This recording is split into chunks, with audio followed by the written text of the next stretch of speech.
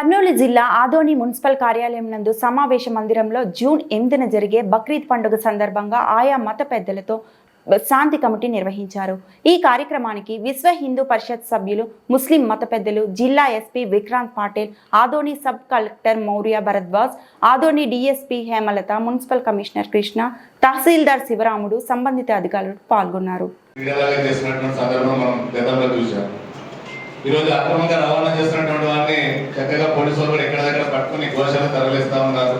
కానీ మాకున్నట్టు సమాచారం నిన్న రాత్రి దగ్గర ఒక 200 ఆవులు కానీ గోనీలు కానీ మన ఆదోళన వచ్చినట్టుగా మాకు వచ్చిన సమాచారము.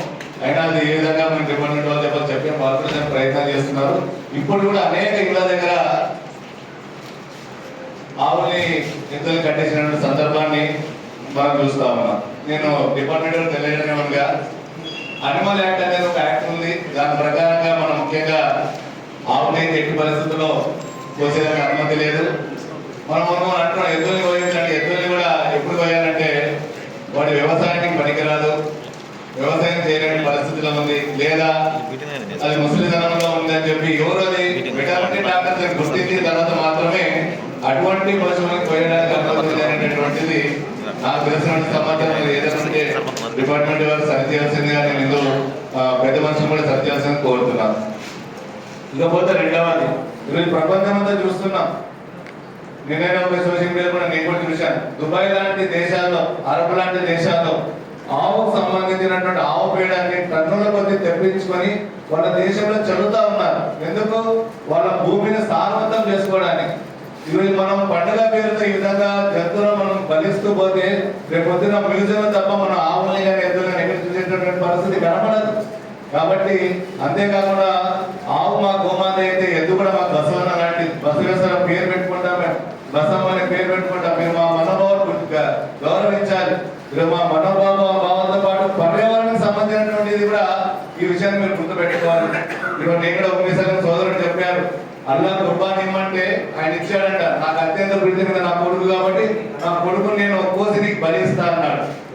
అప్పుడు అల్లా ప్రత్యక్షం ఆయన చెప్పాడంట. నేను ఈనాడు పేపర్లో చూశాను, క్లిప్పింగ్ ఉంది, ఇలా కాబట్టి అందరూ చూడొచ్చు.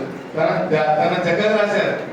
తర్వాత ఆ యొక్క భక్తులు చెప్తాడు, నేను నాకు అత్యంత ప్రీతి నా ప్రాణం కంటే నా కొడుకు కదా, ఏంటంటే నీకు బలిస్తే నువ్వు సంతోషపడతావు కదంటే అప్పుడు అల్లా చెప్పినట్టు విషయం ఏమంటే, నువ్వు ఏదైతే ఇస్తావని ఆలోచన చేసినావో ఆ ఆలోచనతోనే నేను తృప్తి అయినాను, నాకు ఇవ్వాల్సిన అవసరం లేదంటే, లేదు ఏదో ఒకటి ఇవ్వాలి కదంటే గొర్రెని తీసుకొని నాకు బలి అని చెప్పినటువంటి సందర్భంలో నేను తప్పు చెప్తే పెద్దలు సరిచేయలేదు. నేను కోరుతా ఉన్నా, గొర్రెని బలిస్తే సరిపోతుంది. మళ్ళీ ఎక్కడ కూడా కుర్రాళ్ళు కానీ ఎక్కడ ఆవులు కానీ ఎద్దులు కానీ ఒంటెలు కానీ బలియమని ఎక్కడ చెప్పినటువంటి సందర్భం లేదు. కాబట్టి మీరు అందరూ కూడా ఒకసారి ఆలోచన చేసి మా మనోభావం చెప్పేది ఏంటంటే, మేము గౌరవంగా పూజ చేసేటటువంటి వాటిని మీరు ఎందుకు బలిస్తారని చెప్పి ఒకసారి పుణ్యమే చేసుకుని ఆలోచన చేయాల్సినటువంటి మేమందరూ నేను విజ్ఞప్తి చేస్తున్నా.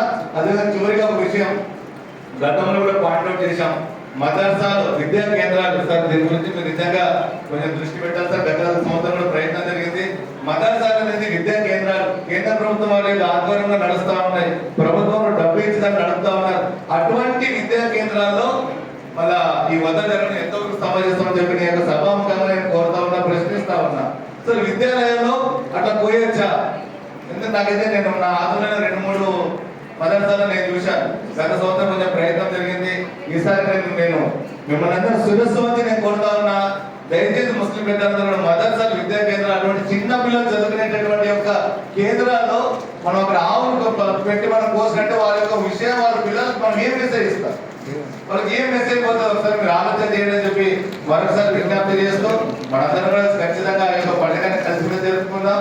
ఏదైతే అక్రమంగా అనేక పశువులు లోపలికి వచ్చుకునే వాళ్ళు వెంటనే పోలీసులు గుర్తించి దాని భోజనాలను ఖండిస్తారని ఆశాభావం తెలియజేసుకుంటూ నాకు ఈ అవకాశం ఇచ్చినట్టు పెద్దలందరూ కూడా ధన్యవాదాలు తెలియజేసుకుంటారు.